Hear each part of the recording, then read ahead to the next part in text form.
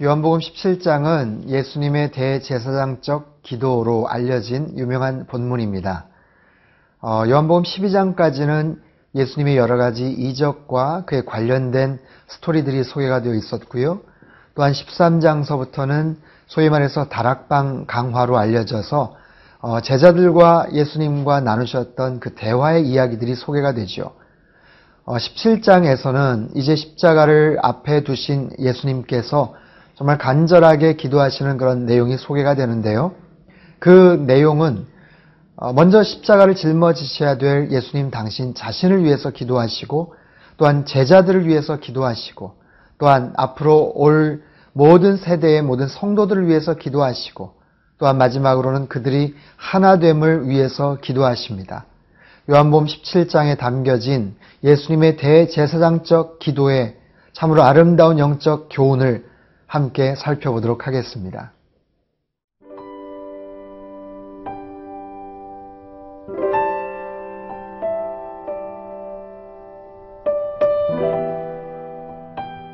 요한복음 17장 1절에서 8절 말씀입니다.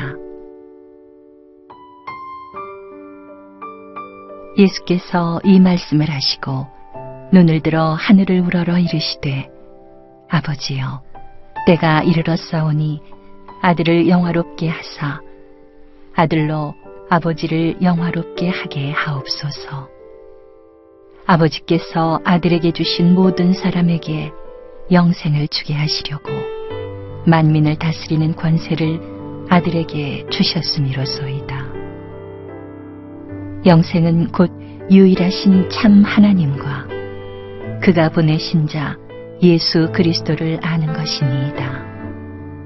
아버지께서 내게 하라고 주신 일을 내가 이루어 아버지를 이 세상에서 영화롭게 하였사오니, 아버지여, 창세전에 내가 아버지와 함께 가졌던 영화로서 지금도 아버지와 함께 나를 영화롭게 하옵소서. 세상 중에서 내게 주신 사람들에게 내가 아버지의 이름을 나타내었나이다. 그들은 아버지의 것이었는데 내게 주셨으며 그들은 아버지의 말씀을 지키었나이다. 지금 그들은 아버지께서 내게 주신 것이 다 아버지로부터 온 것인 줄 알았나이다. 나는 아버지께서 내게 주신 말씀들을 그들에게 주었사오며 그들은 이것을 받고 내가 아버지께로부터 나온 줄을 참으로 아오며 아버지께서 나를 보내신 줄도 믿었사옵나이다.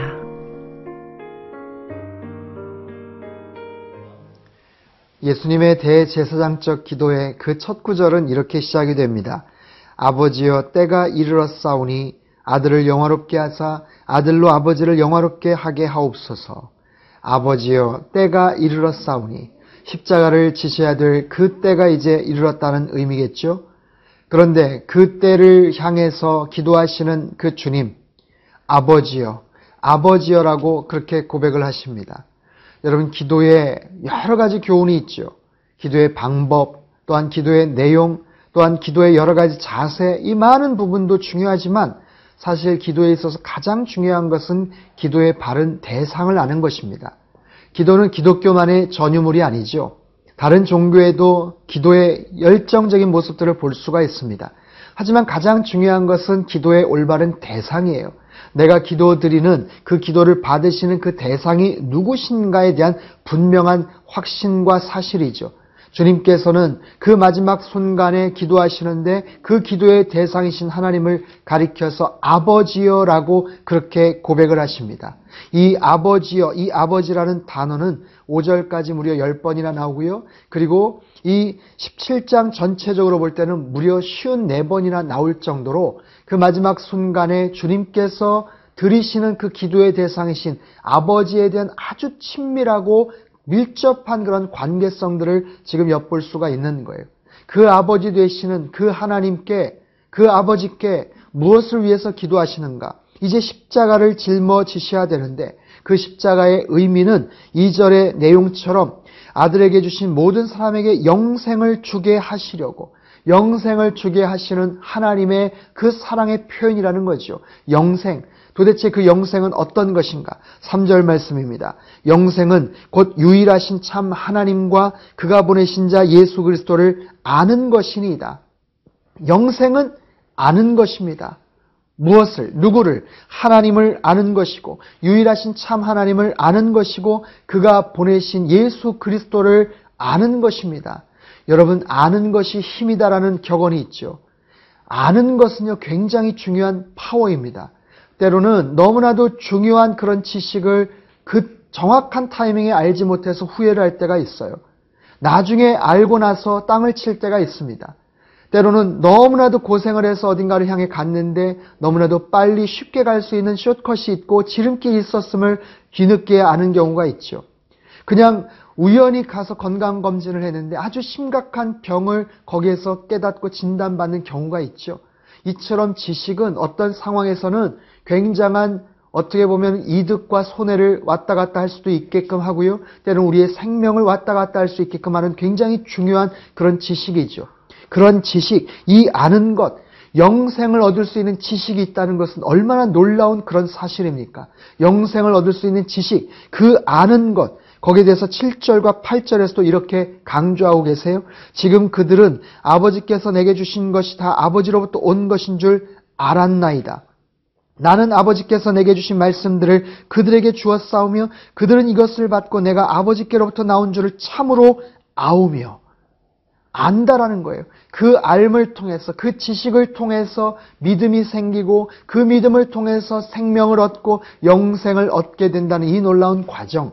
사랑하는 성도 여러분, 여러분의 그 지식, 하나님을 아는 지식은 어떠합니까? 하나님을 아는 그 지식, 삶에 대한 그 놀라운 경험들이 더욱더 넓어지고 더욱더 풍성해질 수 있기를 바랍니다.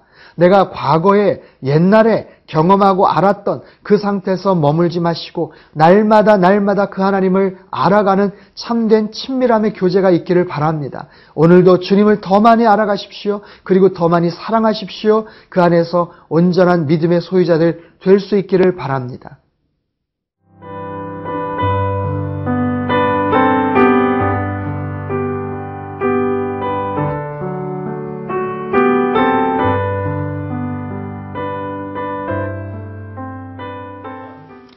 오늘 본문 4절에는 너무나도 소중한 구절이 우리에게 소개가 됩니다. 4절 말씀인데요. 아버지께서 내게 하라고 주신 일을 내가 이루어 아버지를 이 세상에서 영화롭게 하였사오니. 저는 개인적으로 이 말씀이 정말 예수님의 모든 삶을 단 한 절로 집약시킨 너무나도 좋은 그런 표현이라고 저는 생각을 합니다. 잘 보십시오. 아버지께서 내게 하라고 주신 일. 아버지께서 내게 하라고 주신 일, 이것은 소명이죠. 주님께서 갖고 계셨고 알고 계셨던 소명이에요. 이 땅에서 하셔야 될 하나님께서 맡겨주신 그 소명이죠. 그런데 그 소명을 내가 다 이루셨다는 거예요. 그래서 성취하셨다는 거예요. 얼마나 놀라운 일입니까?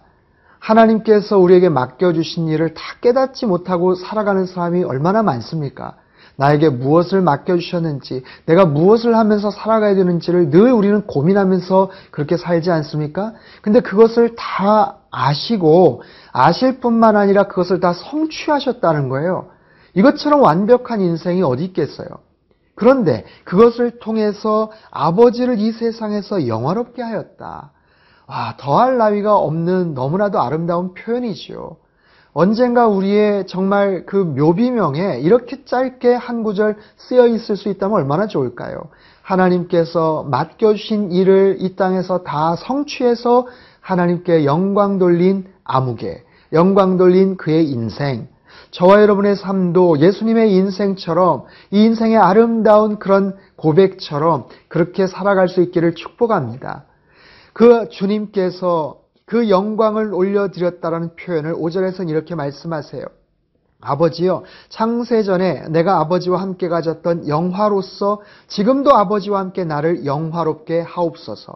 그 영광, 창세전에 아버지 하나님과 삼위일체 되시는 그 하나님과 누렸던 그 영광, 지금도 나로 하여금 영화롭게 하옵소서. 그 영광을 누리게 하옵소서. 자, 보십시오. 그 영광을 어떻게 하면 누릴 수 있는가? 주님께서 그 영광을 어떻게 하면 누리실 수가 있겠어요? 바로 십자가를 통해서만이 가능합니다. 십자가를 통해서 그 영광을 누리는 거예요. 그 십자가를 지심으로 인해서 하나님께 영광을 올려드리는 것이죠. 자, 잘 보십시오. 우리는 살아가면서 또 신앙생활하면서 때로는 기도하면서 그런 표현을 참 많이 합니다. 아버지께 영광을 올려드리기를 원합니다. 이 모든 것이 하나님께 영광이 되기를 바랍니다. 우리는 참 그런 소망은 갖고 있어요.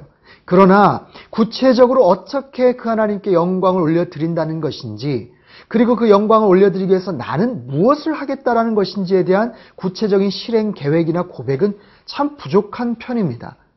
여러분, 이 땅에서 정말 어떤 모든 사람들이 세속적인 그런 가치관을 갖고 살아가는 이 세상에서 눈에 보이지 않는 그 하나님의 영광을 올려드리기 위해서는요, 정말 특별한 우리만의 노력이 필요합니다. 그러기 위해서는 주님께서 십자가를 짊어지셨던 것처럼, 아니 그 이전에 그 아버지께 영광을 올려드리고 싶은 그 간절한 열망이 있으셨던 것처럼 우리에게도 먼저 그것이 필요하죠. 첫 번째, 내가 나의 인생을 통해서 하나님께 간절하게 영광을 올려드리겠습니다. 그 영광을 올려드리고자 하는 간절한 열망을 여러분 가지십시오. 두 번째, 그 열망을 위해서, 그 영광을 올려드리기 위해서 뭔가를 희생하셔야 돼요. 뭔가를 포기하셔야 됩니다. 즉 십자가를 짊어지는 삶을 살아야 됩니다. 아무런 희생과 헌신과 포기 없이 알아서 영광 올려 받으십시오, 올려드리십시오, 이래서 하나님께 영광이 가지는 않아요. 구체적인 우리의 헌신과 희생과 십자가를 통해서만이 그 하나님께 영광을 올려드릴 수 있다는 것이죠. 그런 고백처럼 우리의 삶 속에서 날마다 정직하게, 신실하게, 그리고 하나님 보시기에 부끄럽지 않는 모습으로 살아갈 때만이 하나님 앞에 영광 올려드릴 수 있습니다. 사랑하는 성도 여러분, 제가 처음 시작할 때 요한복음의 키워드 두 가지로 말씀을 드렸습니다. 믿음과 생명이에요. 예수님이 어떤 분이신지를 믿는 것, 그 믿음을 통해서 생명을 얻는 것. 그렇다면 그 생명을 얻음으로 인해서 무엇을 해야 될 것인가? 우리에게 주신 그 참된 생명을 통해서 하나님께 영광 올려드리는 것, 그것이 우리 인생의 궁극적인 인생의 목표요, 그런 삶의 골이라고 저는 생각을 합니다. 우리의 삶 가운데서 이런 놀라운 하나님께서 축복하시고 기뻐하시는 그런 삶의 아름다운 열매들을 맺으며 사실 수 있기를 주님의 이름으로 축원합니다. 기도하겠습니다. 사랑하는 주님, 십자가를 짊어지며 살아가는 저희들 되게 하여 주옵소서. 주님께서 고백하신 것처럼 하나님께서 나에게 맡겨주신 그 소명이 무엇인지를 깨닫게 하시고 그것을 온전히 성취함으로 말미암아 영광을 올려드리는 우리의 인생 되어지기를 원합니다. 주님, 주님을 더 깊이 알기를 원하고 그 알미 참된 믿음이 되기를 원하고 믿음을 통해서 생명을 얻고 그 생명 속에서 주님 앞에 영광을 올려드리는 우리의 남은 평생이 되도록 주님 역사하여 주옵소서. 존귀하신 예수님의 이름으로 기도합나이다. 아멘.